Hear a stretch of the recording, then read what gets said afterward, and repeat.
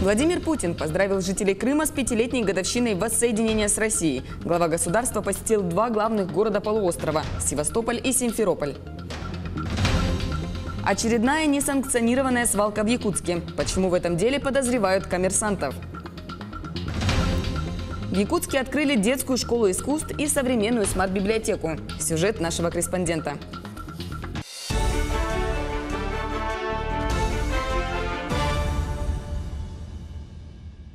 В эфире новости. В студии Ольга Башук. Здравствуйте. Владимир Путин поздравил жителей Крыма с 5-летней годовщиной воссоединения с Россией.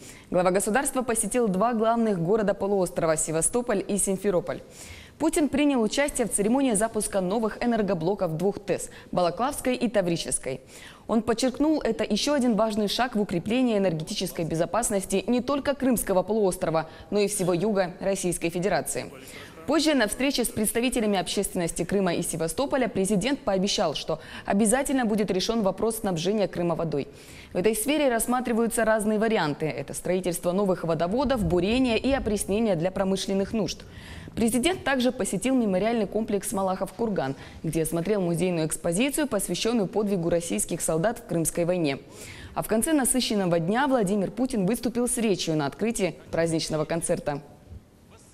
Это событие вошло в нашу жизнь, в наше сознание, в нашу историю, как Крымская весна.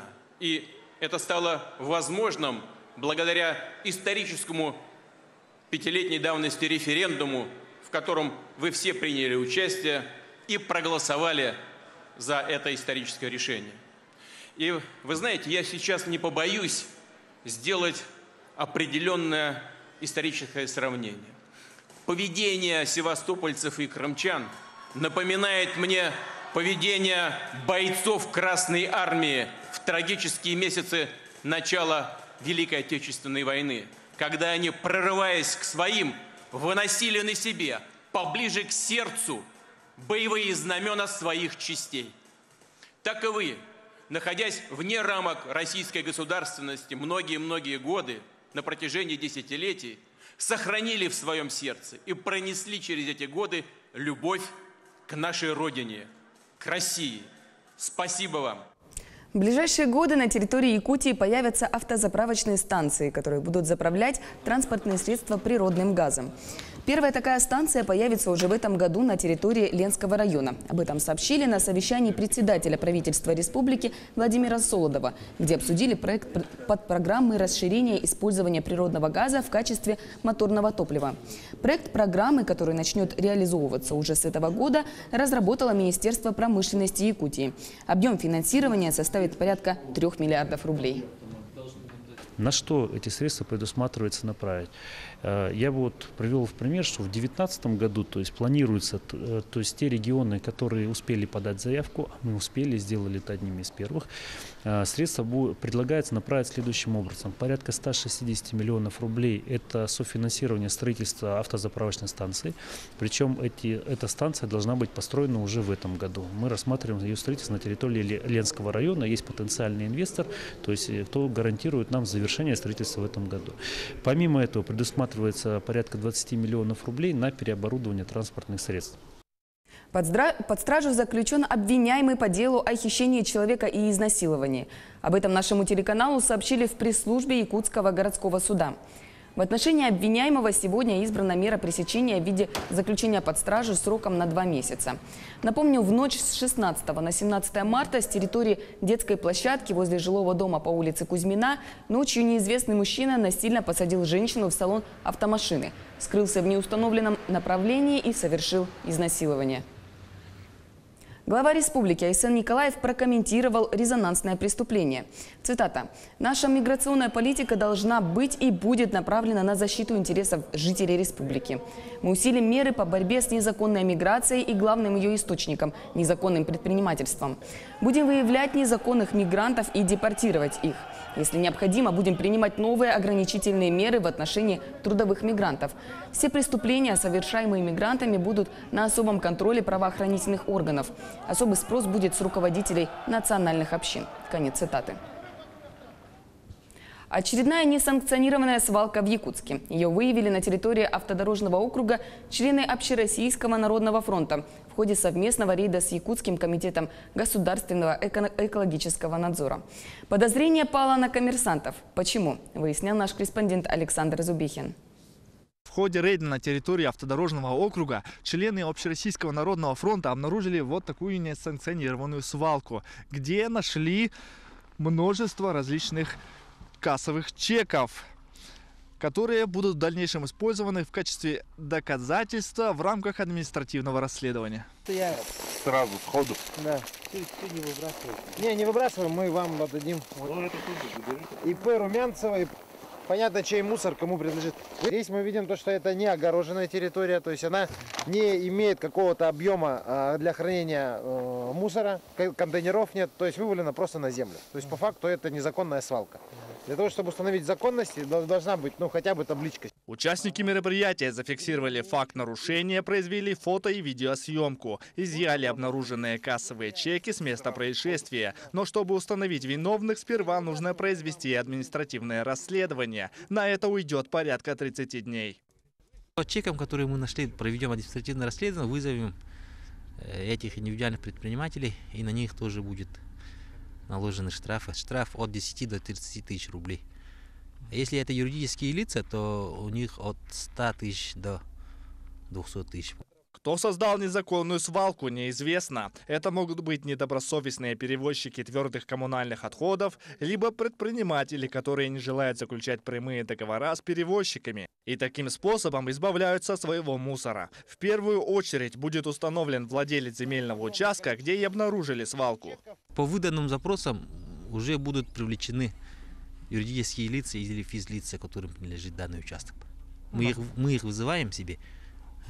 И уже на них составляется протокол, предписание на них выдается. Согласно новым правилам, подобную свалку в течение 3 дней должен устранить региональный оператор, либо собственник земельного участка. Подобные рейды будут продолжаться. Александр Зубихин, Семен Семенов, Якутск. Алданские врачи призывают работодателей обязать сотрудников проходить медосмотры при поступлении на работу. В последнее время наблюдается рост случаев сочетания туберкулеза и ВИЧ-инфекции.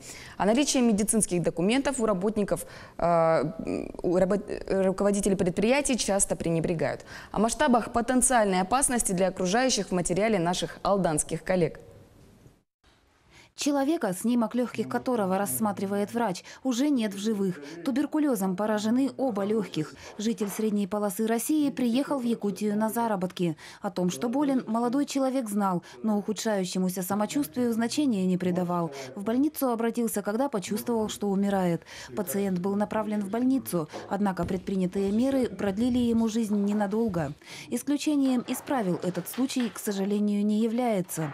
Я хочу, чтобы в районе прекратилась практика приема на работу без результатов медицинского осмотра, без флюорографии. Если человек с туберкулезом, тем более бактериовыделитель, работает рядом, то это очень небезопасно для окружающих. Поэтому надо эту порочную практику прекращать. Эпидситуация по туберкулезу в Алданском районе характеризуется положительной динамикой. Однако наряду с ней наблюдается ряд негативных тенденций, в частности, позднее выявление инфекции. В 70% случаев диагностируются запущенные деструктивные формы туберкулеза. Более половины заболевших являются бактериовыделителями. В последние годы наблюдается сочетание туберкулеза легких, скажем, с ВИЧ-инфекцией. Алданские фтизиатры совместно с эпидемиологами рекомендуют работодателям обязать сотрудников проходить медосмотр при устройстве на работу для своевременного выявления болезней и безопасности окружающих. Впрочем, продуктивный диалог с начальниками организаций у врачей получается не всегда. Я рекомендую всем знать свой ВИЧ-статус, всем россиянам. И нашему населению тем более. Если нет необходимости в получении той или иной справки, некоторые умудряются не появляться в поликлинике годами. Медицинские осмотры, включающие флюорографическое обследование и сдачу анализов, нужно проходить ежегодно. Татьяна Вахнина, Сергей Шипачев, Александр Лукин, Алдан. Профессия «Жизнь». Под таким названием проходит 4-й республиканский конкурс молодых медицинских специалистов. Цель конкурса – повышение престижа профессии медицинского работника, поддержка молодых врачей и медсестер. Участники защищают проекты по своим темам перед комиссией. По итогам конкурса среди 10 финалистов будет выявлен победитель и удостоен номинации «Лучший медицинский специалист Якутии». Профсоюзом нашей организации был выдвинут на участие в конкурсе, подготовил проект. Проект заключается в лечении больных, страдающих артрозными заболеваниями. Терапии берется кровь человека, центрифугируется, и специальный участок плазмы с тромбоцитами вводится в полость суставов. На таком уровне тяжело выступать на публику. В Якутске открыли детскую школу искусств и современную смарт-библиотеку. Единый комплекс зданий находится в 203-м микрорайоне и полностью отвечает задачам формирования комфортной образовательной среды в столице. Сюжет у Ульяны Шагиной. Детская школа искусств берет свое начало с 1944 года прошлого столетия. Именно тогда, в суровое послевоенное время, распахнула свои двери первая в республике Якутская республиканская музыкально-хореографическая школа «Семилетка». Она стала настоящей кузницей кадров. Выпускники тех лет стали известными деятелями искусства республики. В 48-е, 49-е годы мы здесь учились в этой республиканской школе, которая вот находилась за 4-м магазином. В 50-е годы приехали ленинградцы и нас забрали. И мы лет 15 там проучились, 10 лет центрально, и консерваторию мы окончили. Вот в 65-м году я привезла первую арфу сюда. Этого события коллектив детской школы искусств ждал давно. Новое здание стало настоящим подарком в преддверии празднования 75-летнего юбилея. Это мечта многих поколений музыкантов, многих поколений горожан. И вот наша мечта сбылась. В большом светлом здании в 5000 квадратных метров все сделано для развития творческих способностей маленьких горожан. Просторные классы для занятий, хореографические и концертные залы и даже отдельная костюмерная. Я учусь на фортепиано. Мой учитель Катерина Киновна. И здесь красиво и уютно. Какие композиции умеешь уже исполнять? Крокодил Гену и... Дочка учится здесь во 2-м классе, учится в хореографии.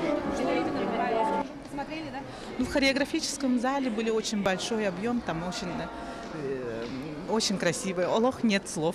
Школа рассчитана на 300 мест. Обучать детей будут более 40 педагогов по разным направлениям. Помимо этого у горожан появилась возможность не только обучать детей в новом здании школы искусств, но и посещать современную смарт-библиотеку. Два эти учреждения объединены мостиком, переходом, и это очень важный символ, на мой взгляд, поскольку духовное развитие, развитие в сфере искусства и интеллектуальное развитие наших детей, оно должно быть неразрывно связано. И только в таком случае мы получим гармонично развитую, полноценную личность, которая будет включена в современное глобальное общество. Такая библиотека существует только в Москве. И вот теперь подобная библиотека появилась и в Якутске. Это совершенно новый формат организации пространства и работы. Книгохранилище на 130 тысяч томов, собственный издательский центр и электронная выдача материалов. И все это теперь стало доступным для горожан. В Якутске впервые после 1911 года построено новое здание библиотеки. Так что это событие можно назвать вековым. Ульяна Шагина, Павел Пахомов, Якутск. Это были новости. Оставайтесь с нами.